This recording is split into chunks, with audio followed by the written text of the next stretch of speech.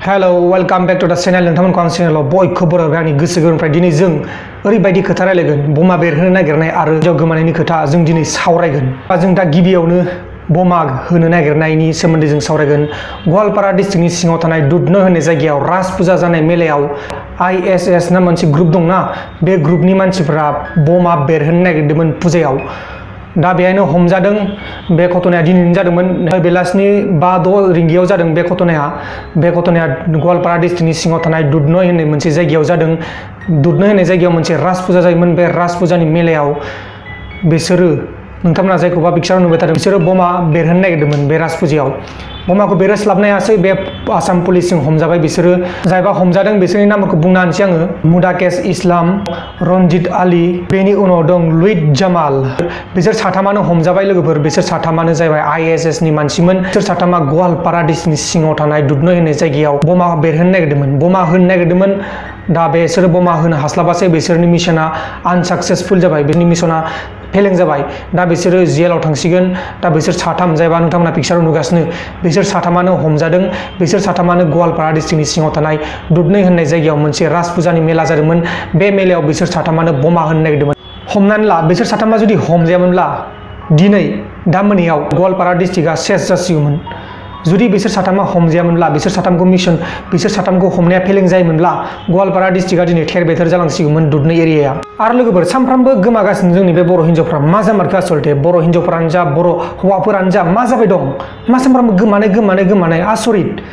दा जियानो जादों लोगोफोर नैबे नुबाय थानायानो जाहैबाय सम्पा बसुमतारी बेनो गोमानानै दं आरो जायबा सम्पा बसुमतारीनि असे फिसाय बेनि मुङानो जाहैबाय दाबदां बसुमतारी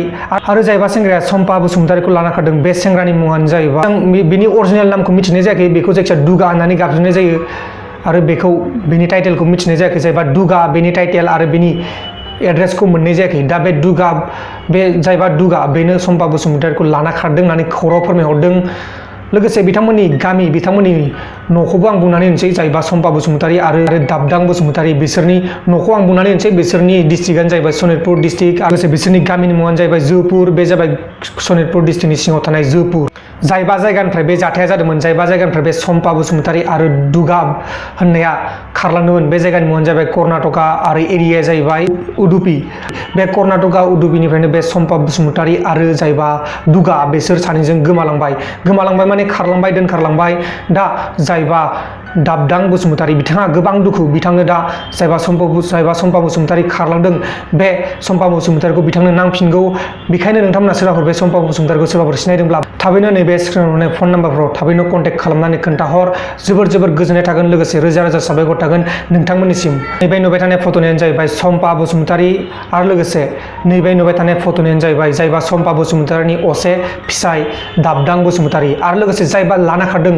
नैबे नुबाय थानायानो जाहैबाय लाना खारग्रा बेनि मुङानो जाहैबाय दुगा बेनि टाइटेल आरो बेनि एड्रेसखौ मिथिनाय जायाखै स' गाइस दिनै भिडिअ बेखिनियावनो जोबनाय जाबाय जुदि नोंथांमोना भिडिअखौ मोजां मोनदों लाइक खालामदो आरो जुदि नोंथांमोना भिडिअखौ मोजां मोनाखै डिसलाइक खालामदो सरि डिसलाइक खालामनाङा नोंथांमोना लाइक खालामदो डिसलाइक खालामनाङा नोंथांमोननि गोसो आरोना जुदि मोजां मोनाखै डिसलाइक खालाम बेखौनो आं बुंनो लुगैयो गोबां मानसिफोरा आंखौ बुंहरगासिनो दं डिसलाइक खालामनो होनाङालै आदा डिसलाइक खालामनो होनाङालै आदा गाज्रि खोनायो होननानै बुंहरगासिनो दंमोन स' गाइस आं दिनैनिफ्राय डिसलाइक खालामदोखौ गारनोसै डिसलाइक खालामनो होनबा मानसिफोरा गाज्रि खोनायोनो बेनिखायनो आं मिथिया आरोना जायखिजाया नोंथांमोना मोजां मोनोबा लाइक खालामगोन मोजां मोनाबा डिसलाइक खालामगोन नोंथांमोननि गोसोसो नोंथांमोननि आखायावसो दं दा जियानो जादोला बाय बाय लोगोफोर